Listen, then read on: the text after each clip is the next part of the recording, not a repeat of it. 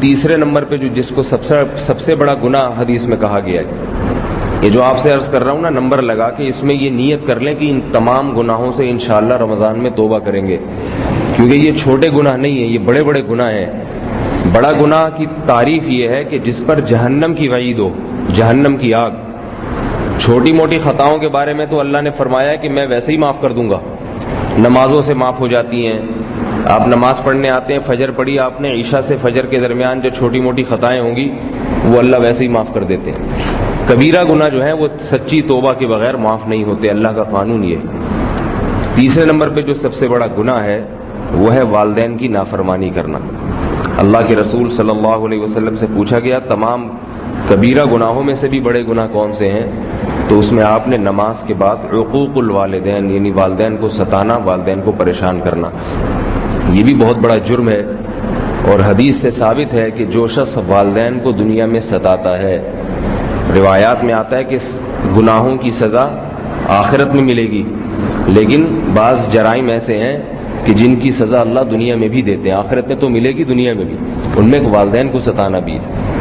ایک حدیث میں آتا ہے کہ ایک صحابی کی موت کا وقت تھا تو ان کی جان نہیں نکل رہی تھی، تو جب موت کے وقت روح نہیں نکلتی تو بہت سخت تکلیف ہوتی ہے، تڑپتا ہے، جو مریض جو ہے نا وہ بہت زیادہ تڑپتا ہے۔ تو ان کے لواحقین بہت پریشان تھے کہ ان کی روح کیوں نہیں نکلتی ہے۔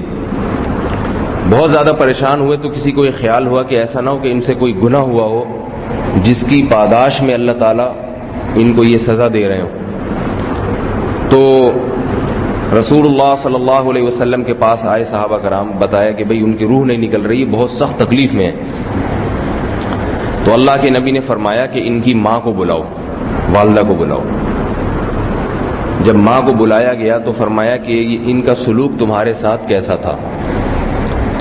تو ان کی ماں نے برائیاں بیان کرنا شروع کی۔ فرمایا کہ جب سے ان کی شادی ہوئی تھی یہ اپنی بیوی کو مجھ پہ ترجیح دیتے تھے۔ شادی سے پہلے تو والدین کا خیال کرتا ہے انسان، جب بیوی آ جاتی ہے تو بس سب کچھ بیوی ہے، پھر والدین کو پس پش ڈال دیتے ہیں لوگ۔ تو ماں نے کہا کہ یہ بیوی کو مجھ پہ ترجیح دیتے تھے، بیوی کو کی طرف توجہ تھی، مجھے نظر انداز کر دیا تھا۔ تو اللہ کے نبی نے فرمایا کہ تمہاری وجہ سے وہ تکلیف میں ہے، تم اس کو معاف کر دو۔ تو انہوں نے کہا کہ میں کیسے معاف کر سکتی ہوں، جس نے مجھے ساری زندگی ستایا ہو میں اس کو معاف نہیں کروں گی۔ تو اللہ کے نبی نے پھر مثال دی، فرمایا کہ تم یہ چاہتی ہو کہ اس کو آگ میں ڈال دیا جائے، تمہارے بیٹے کو، اور غالباً روایات میں یہ بھی ہے کہ آپ نے کہا لکڑیاں جمع کرو اور ان کے بچے کو آگ میں پھینک دو۔ تو کہنے لگی کہ یہ ماں کیسے برداشت کرے گی کہ اس کے بیٹے کو آگ میں ڈال دیا جائے؟ تو آپ نے فرمایا کہ تم تو یہ برداشت کر رہی ہو کہ اس کو آگ میں ڈال، ان کی موت واقع ہو گئی، یہ تو آگ میں چلے جائیں گے۔ تو پھر ان کی والدہ نے کہا کہ میں نے اللہ کے لیے معاف کر دیا۔ حدیث میں آتا ہے کہ اللہ کے نبی کو تسلی نہیں ہوئی، آپ نے فرمایا کہ جاؤ جا کے دیکھو ان کی روح نکلی ہے یا نہیں نکلی، یعنی اگر روح نکل گئی تو اس کا مطلب ہے دل سے معاف کیا ہے، اگر نہیں نکلی تو اس کا مطلب ہے اوپر اوپر سے معاف کیا ہے۔ تو جب جا کے دیکھا تو پتہ چلا ان کی روح پرواز کر چکی تھی۔ تو اس سے پتہ چلتا ہے کہ اللہ نے والدین کا کتنا بڑا حق بیان کیا ہے۔ قرآن مجید میں اللہ نے شرک کے ساتھ یعنی شرک کو جہاں حرام قرار دیا وہیں والدین کی نافرمانی کو بھی حرام، تو اپنے حق کے ساتھ والدین کو بیان کیا اللہ نے۔ فرمایا وَوَصَّيْنَا الْإِنسَانَ بِوَالِدَيْهِ، پھر والدین کے لیے اللہ نے وصیت کا لفظ استعمال کیا ہے۔ دو الفاظ آئے ہیں، قضاء کا اور وصیت کا۔ عام حکم جب کوئی دیا جاتا ہے تو امرا، کہ اللہ تمہیں حکم دیتا ہے، اللہ تمہیں آرڈر دیتا ہے، لیکن جہاں والدین کے حقوق کی بات آتی ہے تو اللہ وصیت کہتے ہیں بہت تاکید سے۔ وصیت کون کرتا ہے؟ جو مر رہا ہوتا ہے، دنیا سے جا رہا ہوتا ہے، وہ وصیت کر کے جاتا ہے، کیونکہ وہ چھوٹی موٹی بات بیان نہیں کرتا، اس وقت بہت اہم بات۔ تو اللہ نے وصیت کا لفظ استعمال کیا کہ ہم نے تمہیں وصیت کر دی ہے کہ ماں باپ سے، والدین سے تم نے اچھا سلوک کرنا ہے۔ اور ایک جگہ فرمایا قضا ربک الا تعبدوا الا ایاہ وبالوالدین احسانا، تیرے رب نے یہ فیصلہ کر دیا ہے، اور فیصلہ کیا؟ بالکل اب اس میں رد و بدل نہیں ہو سکتا کہ تم نے اللہ کے ساتھ کسی کو شریک نہیں کرنا اور والدین کے ساتھ اچھا سلوک کرنا ہے۔ کتنا اچھا سلوک کرنا ہے اس کی بھی وضاحت کر دی کہ اما یبلغن عندک الکبر احدہما او کلاہما فلا تقل لہما اف ولا تنہرہما، کہ دونوں بوڑھے ہو جائیں یا دونوں میں سے ایک بوڑھا ہو جائے تو پھر تم نے ان کے سامنے اف نہیں کرنا ہے. بڑھاپے کا ذکر اس لیے کیا کہ بڑھاپے میں انسان کی طبیعت میں چڑچڑاپن پیدا ہو جاتا ہے. بوڑھے ماں باپ کو بات بات پہ غصہ آتا ہے, بلا وجہ غصہ آتا ہے, چھوٹی چھوٹی بات پہ ناراض ہو جاتے ہیں. تو اللہ نے فرمایا کہ اب اس بڑھاپے میں تم نے ان کا خیال کرنا ہے, ان کے سامنے اکڑ نہیں دکھانی. اگر وہ جھڑکتے ہیں, وہ ڈانٹتے ہیں, تو تم نے آگے سے ڈانٹنا نہیں ہے, بلکہ ان کے سامنے اف نہیں کرنا. ولا تنہرہما, ان کو جھڑکنا نہیں. جیسے افسر اپنے ملازم کو کسی بات پہ جھڑک دیتا ہے نا توہین سے, تو تم نے اپنے والدین کو جھڑکنا نہیں ہے. اور وخفض لہما جناح الذل من الرحمہ, رحمت سے ذلت کے بازوؤں کو ان کے سامنے جھکا کے رکھنا ہے. اور فرمایا اتنا بھی کافی نہیں ہے, اس سے بھی حق ادا نہیں ہوگا, بلکہ ساتھ ساتھ ان کے لیے دعا بھی مانگنی ہے. وہ کیا ہے؟ وقر رب ارحمہما کما ربیانی صغیرا, کہ اللہ جیسے بچپن میں انہوں نے مجھ پہ رحم کیا, شفقت کی, تو تو ان پر اسی طرح سے رحم اور شفقت کر, تو ان کو ان کا بدلہ دے جو انہوں نے مجھ پہ بچپن میں احسان کیا. تو اس لیے بھائی اس کی طرف توجہ دینی چاہیے. آج جو ہے نا یہ بالکل نوجوانوں میں ختم ہو گیا. یہ ذرا سی بات پہ باپ کوئی ڈانٹ دے تو یہ بھی آگے سے جواب دے دیتے ہیں, ماں ڈانٹ دے تو یہ بھی جواب دے دیتے ہیں آگے سے. فقہا نے مسئلہ بیان کیا ہے, حدیث سے ثابت ہے یہ, کہ نفل نماز میں اگر کوئی مشغول ہے, والدین میں سے کوئی بھی اسے پکارے تو اسے چاہیے کہ نماز توڑ کے جواب دے. نماز توڑ دینا کا حکم ہے وہاں پر. تو آپ بتائیے کہ آپ اگر نماز میں نہیں ہیں اور پھر والدین بلا رہے ہوں اور اس وقت آپ جواب نہ دیں تو کتنا بڑا جرم ہوگا. گھروں میں آج دیکھتے ہیں کہ ماں پکار رہی ہے بیٹی کو, بیٹی جواب ہی نہیں دیتی, ٹی وی دیکھ رہی ہے, موبائل میں لگی ہوئی ہے.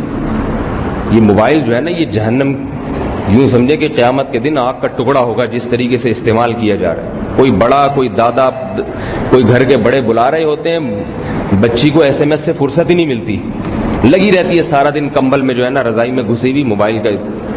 تو ماں بلا رہی ہے کچن میں کہیں بھی کسی کام سے, جواب ہی نہیں دیتے آگے سے. باپ بلا رہا ہے, جواب ہی نہیں دیتے آگے سے, ٹی وی کے سامنے بیٹھے ہیں, موبائل پہ لگے ہوئے ہیں, کمپیوٹر پہ بیٹھے ہوئے ہیں. تو یہ جرم ہے. ماں باپ میں سے کوئی ایک پکارے, وہ کام آپ کریں یا نہ کریں یہ تو بات کا مرحلہ ہے, لیکن ہاں یا نہ میں جواب ضرور دیں ان کو. یہ ان کا حق ہے. اور فقہا نے بیان کیا کہ ماں باپ کے جو حقوق ہیں تو والدین کے بھی وہی حقوق ہیں. یعنی والدین کے والدین کون ہیں؟ دادا دادی اور نانا نانی, ان کا بھی وہی حق ہے. ان کو بھی نماز میں اگر پکاریں تو توڑ دینی چاہیے نماز, تو ان کا بھی وہی حق ہے. البتہ ایک اللہ نے آپشن رکھا ہے اس میں, ایک سہولت کر دی, کیونکہ والدین کے ساتھ رہنا بہت طویل عرصے ہوتا ہے, تو اس لیے بعض دفعہ انسان غصے سے مغلوب ہو کر کبھی کبھار الٹی سیدھی بات زبان سے نکال دیتا ہے. جس کے ساتھ زیادہ رہنا ہوتا ہے نا اس کے حقوق ادا کرنا تھوڑا مشکل ہوتے ہیں. تو اس لیے اللہ نے فرمایا کہ ان تکونوا صالحین فإنہ کان للأوابین غفورا, اگر تم نیک بننے کی کوشش کرو گے تو پھر اگر تم سے کبھی کوتاہی ہو جائے, والدین کے ساتھ کبھی اونچی آواز میں بات ہو جائے یا کوئی جو ہے ان کے حق تلفی ہو جائے, تو توبہ کا دروازہ کھلا ہوا ہے. اللہ تعالیٰ توبہ کرنے والوں کے لیے غفور و رحیم ہے. پھر مایوس نہیں ہو جاؤ کہ یہ تو بڑا حق تھا مجھ سے ضائع ہو گیا, اب پتہ نہیں میرا کیا بنے گا. تو اللہ فرماتے ہیں توبہ کا دروازہ کھلا ہوا ہے, اللہ سے توبہ کرو, آئندہ کے لیے اصلاح کی کوشش کرو. پھر اگر کبھی غلطی ہو جائے تو پھر توبہ کر لو. تو مایوسی سے بچایا گیا ہے.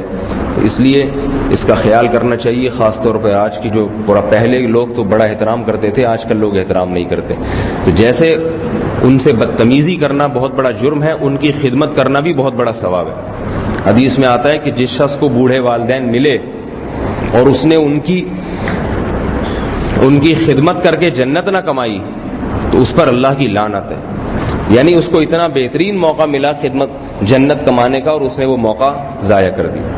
تو گھر میں کوئی بوڑھے والد ہوتے ہیں, والدہ ہوتی ہیں, بیمار فالج زدہ ہو جاتے ہیں, تو پھر اولاد جو ہے نا ان کی خدمت کرتے کرتے تھک جاتی ہے. فالج زدہ باپ ہے, اس کی خدمت کرنا, اس کے قضاء حاجت ہے, اس کے پیشاب پخانے کو صاف کرنا, ایک دن دو دن اس کے بعد باتیں بنانا شروع کر دیتے ہیں کہ یہ کیا مصیبت ہو گئی, نہ مرتے ہیں نہ جیتے ہیں, ایک ٹینشن میں ڈال دیا. تو یہ باتیں نہیں کرنی چاہیے, بلکہ یوں سوچنا چاہیے کہ اللہ تعالیٰ نے مجھے جنت کمانے کا ایک ذریعہ دے دیا.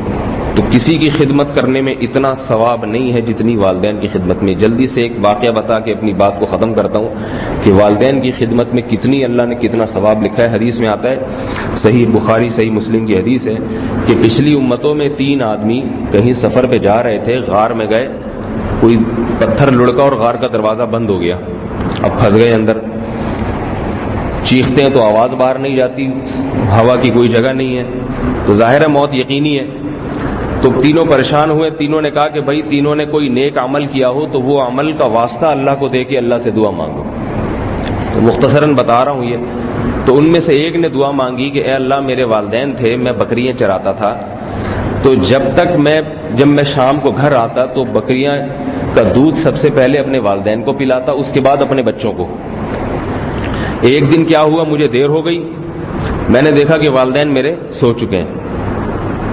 اب مجھے غیرت آئی کہ میں اپنی اولاد کو مقدم کروں، ماں باپ کو بعد میں پلاؤں، یہ نہیں ہو سکتا، پہلے والدین پئیں گے پھر بچے پئیں گے۔ لیکن یہ بھی ڈر کہ اگر ان کو اٹھا دوں گا تو ان کی نیند خراب ہو جائے گی۔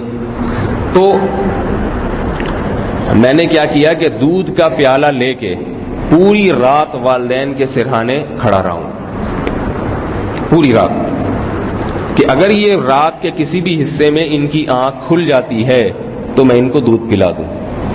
تو کہہ رہے یہاں تک، اور بچے میرے پاؤں سے